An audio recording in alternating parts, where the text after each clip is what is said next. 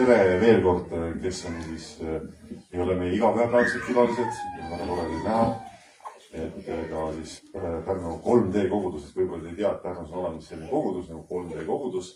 Ja 3D kogudus, kuigi nimest võiks eeldada, siis nende põhitegevus ei ole siis 3D printimine. See on, nagu ma mäletan, kunagi kui ma käisin õppimas seminaris ja meil oli õppejõuks Meego Remmer, kes näidis eetikat, ja seal ta rääkis suhete 3 mõõtmest. Ma arvan, et äkki see on siis teil ka see mõte, et on see inimese suhe teise inimesega, inimese suhe iseendaga ja inimese suhe Jumalaga, mis siis on. Aga täna on siis jah see isadepäev ja ma ei tea, kas te olete näinud neid kruuse, mille peal on kiri maailma kõige parem isa või T-särk. Kellel on? Sul on olemas. No väga hea. Selle kruusiga või nende särkidega, kui te veel ei tea, Taavil valesti tehtud. No, maailma parim isa. See sama asi on, näete. See on, tegu on siis ühel selle kategooria töötega, mis aitab süvendada pettust ja valet. Samamoodi näiteks läheb samasse kategooriasse, kui naistele öelda ja nad seda tahavad kuulda, et sa oled maailma kõige ilusam naine. Ja objektiivses mõttes, ütleme, et see on vale, see on võimatu, et sina oled maailma kõige ilusam naine või sina oled maailma kõige parem isa ja sina oled maailma kõige tugevam. Aga subjektiivses mõttes on see väga okei. Minu arvates mulle tundub, et sa oled maailma parim isa või on see, et mu soov on, et sa võiks olla maailma parim isa. Laps soovib oma isale või abikaasa oma mehele, et ma soovin, et sa oleksid meie lastele maailma parim isa või et mis iganes. Nüüd Piiblis on see isa ja laste teema hästi oluline tegelikult. Ja Piiblis ka me näeme, sõltumata sellest, et me elame sellisel ajal, kus justkui, ja õnneks eesti keel on sugude mõttes, grammatiliste sugude mõttes neutraalne. Meil ei ole mees või naissugu. Aga me elame sellisel ajal, kus mõnikord ka kristlaste seas on tekkinud see tunne, et kas me võime üldse rääkida Jumalast kui isast. Et on ka seda teoloogiat, mis ütleb, et Jumalas on ka kõik need naiselikud omadused olemas ja temas on nii ema kui isa, mis mingis mõttes, mingi maani on täiesti õige, aga Jumal on ennast ilmutanud isana. Ja see on ka inimkonna selline vana kogemus, vana mälestus, Kristuse-eelne mälestus, judaismi-eelne mälestus, et maailma on loonud üks Jumal ja et selle Jumalaga on olnud isiklik suhe. See suhe on mingil põhjusel katkenud ja maailma erinevates paikade looduskultuuride juures on veel jäänud mälestus ka sellest nimest või sõnast, millega seda Jumalat kutsuti. See sõna on isa. See on hästi huvitav. Ja on siis ka üks selline teooria, mille nimi on ürgilmutuse teooria, mis ütlebki, et selline teadmine, et see ei ole lokaalne teadmine, see ei ole midagi, mis on ühes maailma mingi saarel, kuskil Vaikse ookeani saarel ja kuskil mujal pole. Kuna seda leidub maailma geograafilistes eri paikades ja nende rahvaste juures, kellel ei ole aastatuhandeid olnud mitte mingisugust kontakti. Aga neil on see mälestus olemas. See ütleb, et see ilmutus või see kogemus Jumalast on olnud autentne inimkonna algusest peale. See teooriat oli ümber ka lükatud siia maale. Nii et Jumal on ennast ilmutanud isana. Ja ma mõtlesin, mis on siis Piiblis, tänane ütlus ei ole väga pikk, aga mõtlesin, et mis oleks siis see lugu, kus me võiks õppida meestena, kui me oleme mehed siin, mis tähendab olla isa. Ja kui sa oled mees ja sa veel ei ole isa, siis võid mõelda, et mis on need omadused. Ja kui sa oled naine ja sul on mees või sul veel ei ole mees, sa mõtled, et milline see mees võiks olla, millised on need omadused, mida märgata või mida tähele panna või millest kinni hoida, mis on see piibellik alus isaks olemisele. Seepärast, et on igasuguseid hästi palju põnevaid ja erinevaid teooriaid ja ajas see kõik ka muutub. Et kui mina läksin kooli, siis minu põlvkonna isadel oli selline hoiak, et kui poiss koolis midagi pahandust teeb ja siis on okei, kui õpetaja annab talle üle kukla või saab joonlauaga vastu näkka. Et see leiti, et see on okei. Et järelikult on ta seda välja teeninud. No, las ta siis olla. Ja siis nüüd me elame ajal, kus me ütleme, et ja ma ise püüan elada, kas mul tuleb see öelda, mitte on ise küsimus, aga me mõtleme, et selline, et eelkõige peaks nagu sõnadega lahendama asju. Näiteks, kui on probleemid. Aga mõtlesin, mis oleks siis selline hea lugu, hea näide, mille peale võtta ja loomulikult on Uuest Testamendist lugu kadunud pojast, mis on siis Luuke evangeeliumisse kirja pandud, 15. peatükk ja salmid 11-32.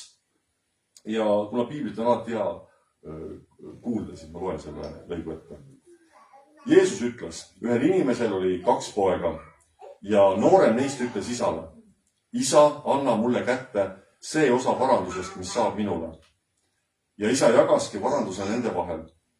Ja juba mõne päeva pärast kogus noorem poeg kõik kokku ning reisis kaugele maale. Ja seal pillas ta ära oma vara, elades ohjeldamatult. Aga kui ta oli kõik ära kulutanud, tuli sellele maale kange nälg ja puudus hakkas temalegi kätte tulema. Ja ta läks ja poetas enda ühe sealtmaa kodaniku juurde ning see saatis ta oma väljadele siguhõiva. Ja ta püüdis oma kõhtu täita kõtradest, mida sealt sõid ja ükski ei andnud talle. Aga kui ta mõtles see, siis ta ütles, kui palju palgalisi on mu isal ja neil on leiba küllalt, aga mina suren siin nälga. Ma tõusen ja lähen oma isa juurde, ütlen talle, isa, ma olen pattu teinud taeva vastu ja sinu ees. Ma ei ole väärt enam, et mind su pojaks hüütaks.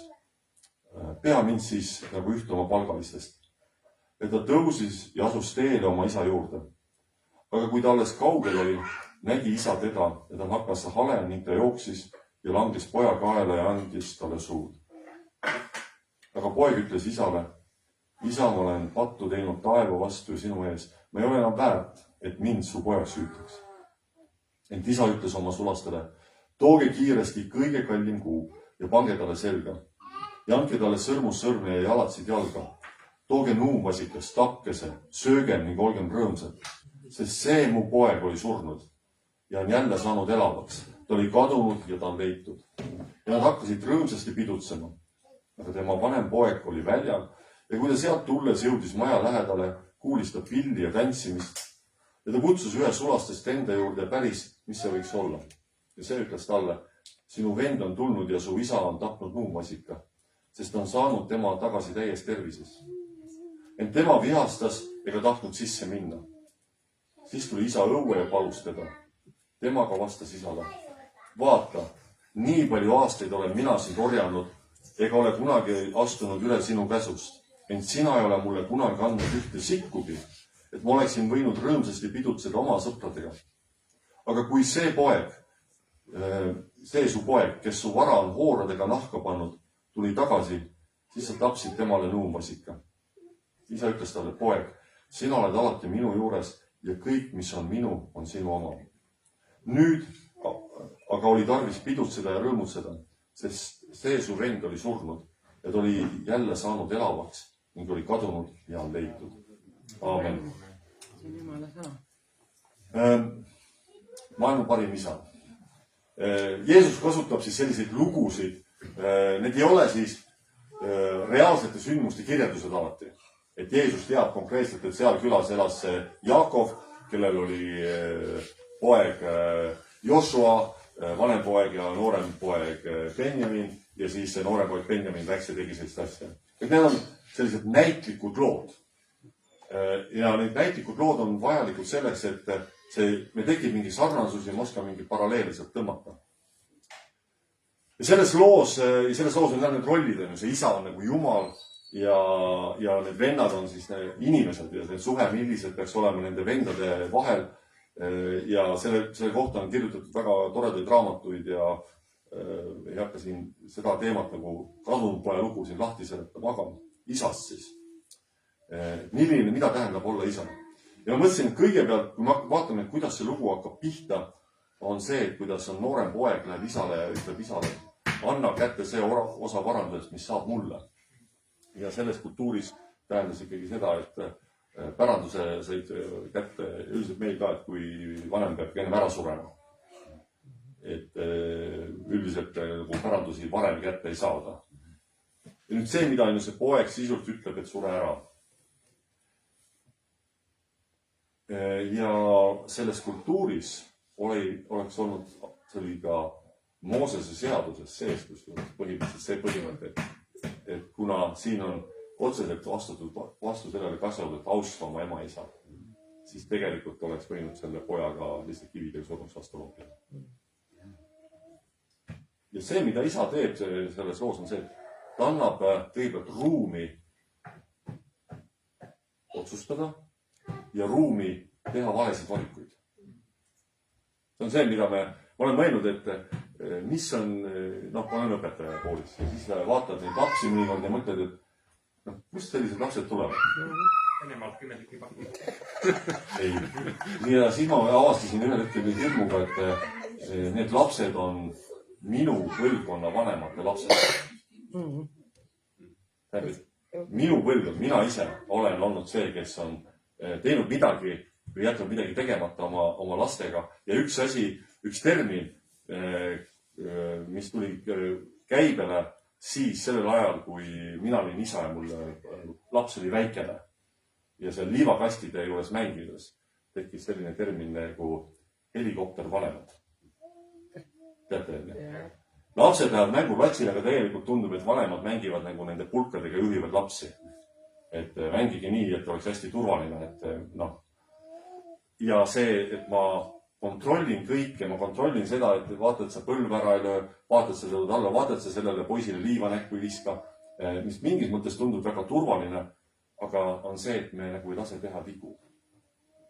Või kui väike laps on söömas, on eriti avalikus kohas, siis ma tean, et need ettekandjatel see on selline seltskond, et pärast ei ole see õnneks nagu see, et siis ei pea laua koristamisega tegelema, aga sa tegeled põranda koristamisega.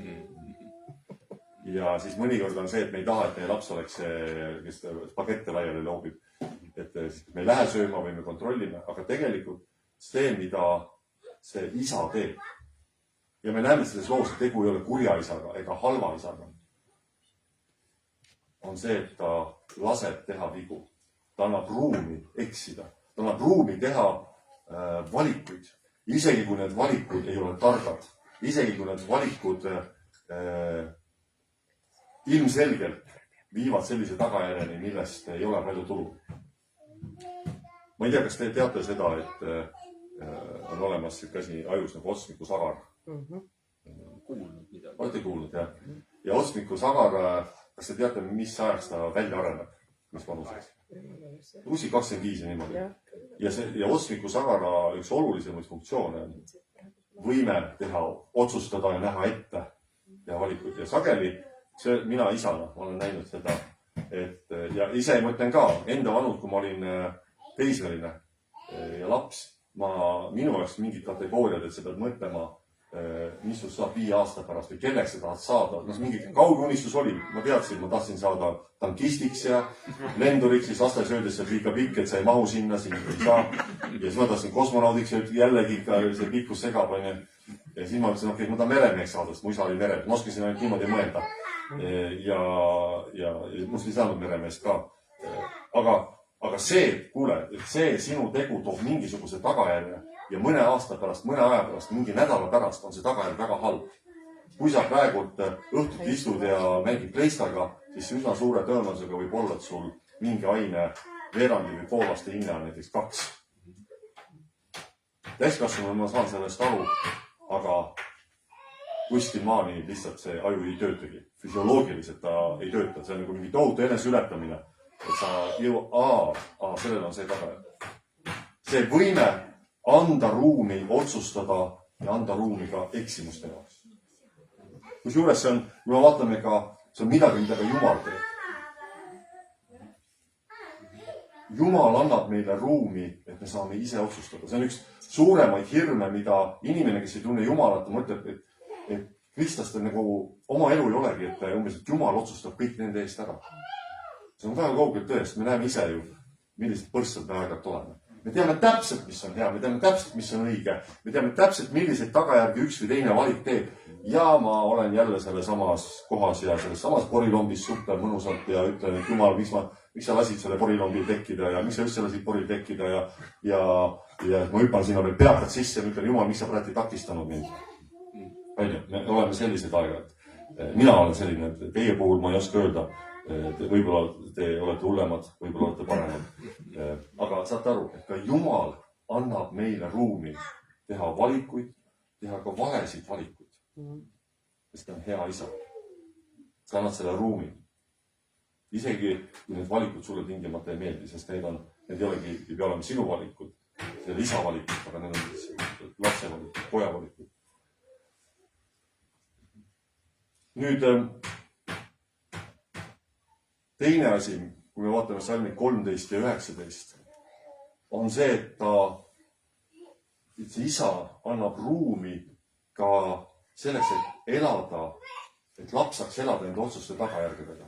Ta ei torma kohe neid tagajärgi likvideerima, vaid ta annab selle õppetunni ruumi, kus ta võib-olla ise ei ole selle helikopterina näppupidi, ta elus ei ole. Me siin käime siin hommikuti mõndade vendadega koos ja loeme piiblit ja praegu on Kolossa kirja ja seal on, Kolossa kirjas on, Ester luges täna Efesuse kirjast, aga ka Kolossa kirjas. Tundub, et nendes kogudustes oli probleemi isade ja poegade suhetega. Ja siis Kolossa kirjas Paulus ütleb, et isad, et ärge näägutage oma lastega. See võib emade kohta ka muidugi, aga isad. Jaa, aga ärge ärritage oma lapsi. Ei, ärge näägutage. Erinev asi, ära nääguta, kogu aeg. Kuule, miks sa seda tegid? Sa ju tead, et see asi tuleb selle, miks? Jälle, ma olen sulle öelnud. Ma mitu korda ma olen sulle öelnud seda. Tuleb tuttav käisin, hakkasin trenni tegema. Kui te ei ole aru saanud. Male. Ja siis just terviseparadiisis on see pesuruum, saun ja asjad ja siis lapsed ja siis on ikkagi tore vaadata või kuidas seal isad oma lastega ja mõnikord on seal, et tule siia, ma juba ütlesin sulle, et tule siia. Ma olen sulle öelnud, tule siia. Toomas mõtled õnneks me peame oma pojast ütlema, aga see ühel hetkel see toon ja see kõik nagu kasvab üle. See, et sa annad ruumi elada otsuste tagajärgedega, et sa ei sekku. Kuigi sa tunned, et ma väga tahaks sekkuda. Oleneb ka kohast ja situatsioon. Aga see, et selles loos isa annab ruumi, et see poeg kulutas ära kogu oma pärandi osa poole, ja see oli siis pool, aga 1/3 sellest kogu varandusest, mis isal oli, läks sellele nooremale vennalt, 2/3 läks vanemale pojale.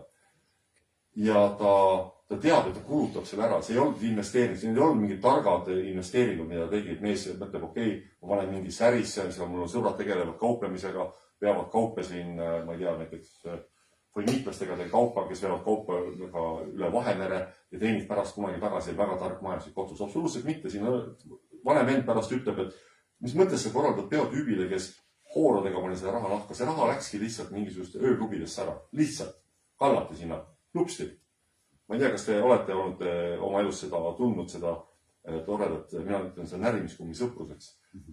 Minu isa oli meremees, kes Aafrikas Nõukogude ajal kala püüdmas, Nõukogude Liidule, Nõukogude Liit, see oli diil oli tehtud, et Angola rannikul sai siis kala püüda ja vastutasuks andis Nõukogude Liit Angolale ka Lasinko automaate. Ja minu isa oli seal osa sellest diilis ja püüdis kalu. Ja kui ta tagasi tuli, siis ta tõi alati kaasa välismasju ja tõi niimoodi plokkidena neid, nagu praegu on poest kätte need orbiti plokkid nätsud. Ta tõi selliseid nätse, mida ma elu sees näinud polnud tulnud. Maasika maitsega, mandariini maitsega, sidruni maitsega, apelsini maitsega, vaarika maitsega, piparmündi maitsega. Mul olid näiteks plokid nätsu kodus, kui isa tuli koju. Ja loomulikult see ei olnud minu niisugune väike saladus. See oli informatsioon, mida sai teada kogu kool. Ja see tähendas seda, et mul tekkis närimiskummi sõprus. Mul oli kooli täis sõpru korraga, plõpsti. Korraga, see kestiski umbes nädal aega. Kuni nätsud otseselt. Ja siis oli sõprus läbi. Siis oli jälle ka ja kui näts oli jälle sõber. See käis niimoodi joo. Ja et see tähendab seda, et tõepoolest nendest nätsudest oleks rahulikult piisanud aastaks või 2 kodus. Aga see soov olla oluline, olla kuuluda, näidata, et ma olen ka äge, mis on väga loomulik asi. Isa teadis, et see tema raha läheb praegu sinna auku ja ta ei sekkunud. Ta ei sekkunud. Seesama salm 13.19 on see, et ta annab ka ruumi iseseisvaks eluks, mis on hästi oluline. Kui ma panen inimesi paari, siis ma alati, kui on see sõrmuse andmise hetk, siis ma ütlen, et teate, et see sõrmus sümboliseerib, et teie suhe, inimene saab ellu, on nii lähedal ja nii isiklik, et teie vahel ei mahu mitte keegi. Siis ma pöördun alati vanemate poole ja ütlen, et vanemad, teie ka ei mahu siia vahele.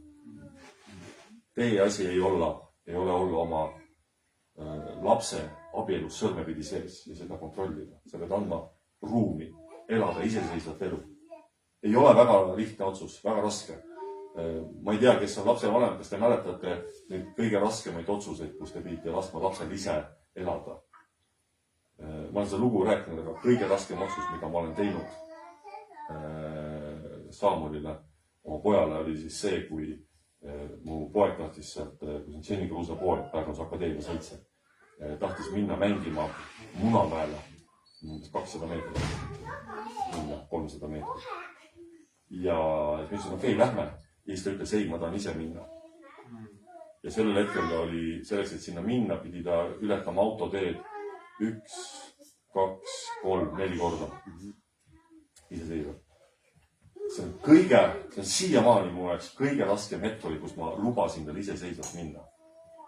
No, mul oli ju see mõte, et kõik autod sõidavad ringi, neil on autojuhid on sihik ja see sihiku peal on Saamul. Pead otsima üles mu poega, tahab talle otsa sõita. Ja ma olin valmis nagu umbes kogu maailma liikluse peatama, et mu poeg saaks üle tee minna. Aga mu poeg ütles, ei, ma tahan ise minna. Ja ma lihtsalt ainuke asi, mis ma sain teha, ma vaatasin siis, kuidas ta läheb. Kõik oli hästi, kõik nägid teda ja ei pidanud sekkuma mitte kuskil. Ja peale seda hiljem, ma saan aru, et mul aeg-ajalt on sellega probleeme praegu ka. Et mul mõnikord lööb see sisse, et ma pean teadma, kus ta on või mis ta teeb. Ja siis mõnikord ma suudan sellest lahtlast ja mõnikord mitte. Aga selles loos me näeme, et see isa annab ruumi elada enda elu. Isegi kui see erineb absoluutselt sellest elust, mida see isa ise elas.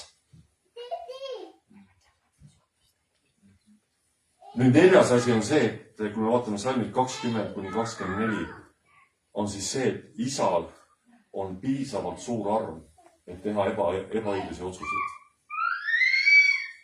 Isal on piisavalt suur arm, et teha ebaõiglasi otsuseid. Õiglane oleks öelda poisile, kuule, sa kuulusid raha ära, ja nii nagu see poiss mõtleski, et okei, ma ei ole enam väärt olema see poeg, ma tulen mingiks sulaseks. Ja isa, me mõtleme, et okei, sa pead nüüd nagu tõestama. Ma ei saa sind rohkem usaldada, sa pead nüüd tõestama ennast. Ja see ebaõiglane otsus ongi see, et isa otsustab taastada selle poja staatus selles kogukonnas. Ta ei võtnud teda läbi nende vigade, mis sa oled teinud, vaid ta võttis läbi selle suhte, mis neil on ja see suhe, sa oled minu poeg. Sa oled minu poeg. Ja kõik peavad nägema, et sa oled minu poeg. Arm on alati ebaõiglane. See arm, millest meie oleme osa saanud, et me oleme Jumala lapsed, on see, et Jumal on meie suhtes teinud ääretult ebaõiglase otsuse. Me ei ole väärt Jumala armu. Me ei ole seda välja teeninud mitte millegagi. Me võtame näiteks Vana Testamendi, me võtame üldse maailma vanimad seadused, Hammurabi seaduse näiteks. Selles õiglus on üsna selgelt üheselt aru saadav. Kui me võtame hinduismist tuleneva karmaprintsiibi, ka seal on see õiglus väga hästi aru saada. Sa saad seda, mida sa oled väärt. See tabab sind igal juhul. Kas siin elus või mingis järgmises elus. või need Hammurabi seadused, mille eeskujul ka Moosese seadused, et kui sina põhjustad kellegi surma, siis tuleb ka sind surmata. Kui sina põhjustad kellegi luumurru, tuleb sul luu murda. Noh, üks ühele. Aga Jumal on piisavalt suur armuga meie suhtes, samamoodi ka isad. Me võime olla armulised, alati. Mehed, kes teil ei ole veel isad, te võite olla armulised alati oma lastele suhtes. Ei ole võimalik lapsi ära hellitada. On võimalik lapsi ära rikkuda sellega, kui sa hakkad lapsi ära ostma kingitustega. See on teine asi. Kui sa hakkad kompenseerima midagi. Ma jäin hiljaks kuskile või me ei pea oma lubadustes kinni ja siis hakkad lapsi ära ostma. Aga see, et sa hellitad lapsi, hellitus on alati armu väljendus. Hellitus on see, et ma olen sinu poole avatud. Hellitus on see, et ma näen esimese asjana sind ja sina oled minu armas poeg, sa oled minu armas laps. Ja see, mida sa tegid, on teisejärguline.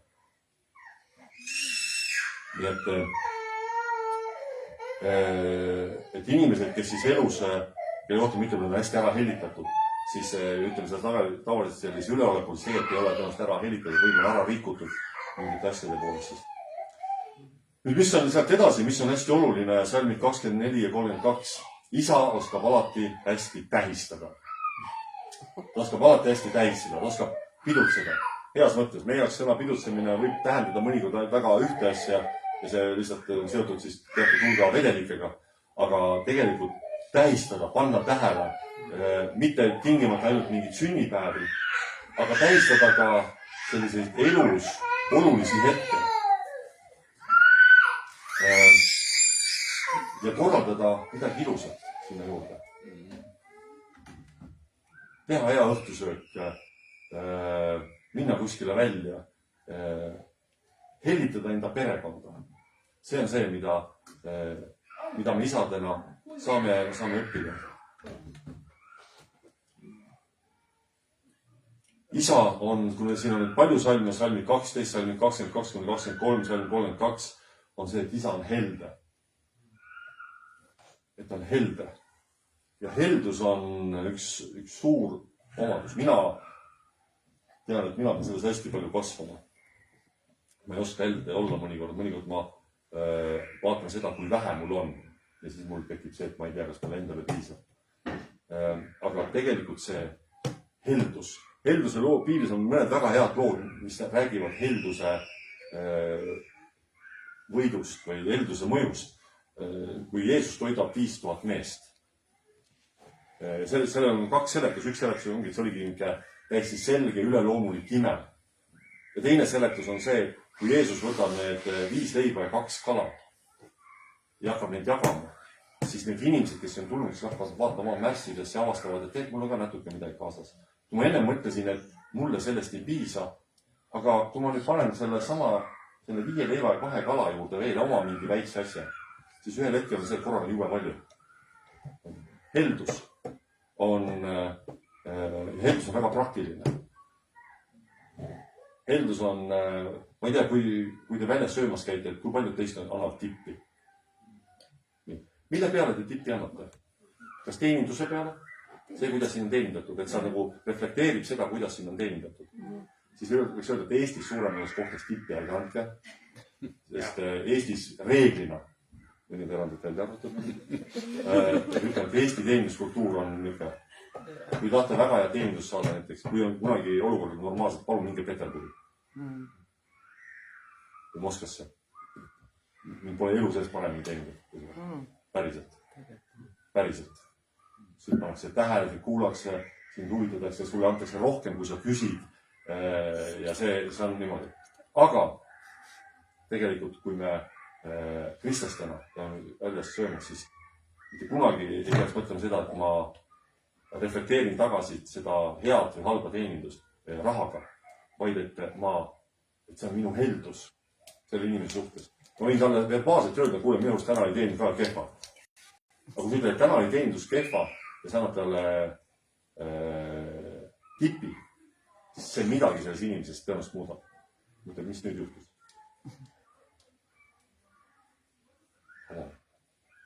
Vau.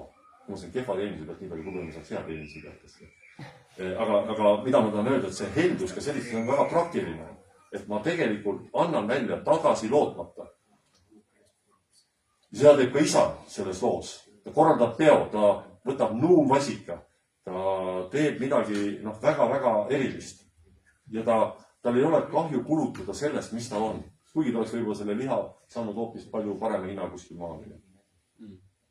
Ja lõpuks, mis on võib-olla kõige olulisem, on see, et ta suudab alati teha vahet omandil ja lapsel ja suhetel. Alati. Omand on alati teisejärguline, kolmandajärguline, neljandajärguline. Aga pere, lapsed, suhted on primaarne. Sest omandiga on niisugused näljakad asjad, et see tuleb ja läheb. Sellest võib ilma jääda ja mingitel hetkel me näeme, et see omand alati isegi ei pruugi meid päästa. Kas või surmast või ka haigustest, et meil on see tunne ja ongi paljude asjade puhul ongi, et kui on mingi väga kallis ravi ja mul ei ole võimalik seda saada. Aga me näeme ka, et mõnikord ka maailma rikkamad inimesed võivad näiteks surra haigustes ja raha, et kinni maksta kõik maailma arstid, aga on ka ravi, mis ei ole ravi näiteks ka mingit haigustele. Aga et see, et mul on see suhe, see on kõige olulisem. Kõige olulisem. Nii et see kadunud poja lugu, siis täna ei räägi mitte poegadest, aga isast, et võtame siis kokku, mis teeb meist, aitab meid teha heaks isaks, on see, et kui me anname ruumi otsustada, teha vigu, elada iseseisvat elu, olema armus ebaõiglased, mitte karistustes ebaõiglased. Mina olen karistustes olnud, ma olen oma poeg karistanud aeg-ajalt ja ma tean, et ma olen mingil asjal väga ebaõiglased. Sageli on see, et ma ei oska muud moodi, mu enda mingid kompleksid, mis iganes. Ja aga armus me võiks olla ebaõiglased. Olla armulisemad, rohkem armulised. Me oskaksime tähistada, et me oleksime helded ja et me kogu aeg oskame teha vahet omandil ja lapsel. Sest Jumal on kõike seda ette näidanud. Aamen.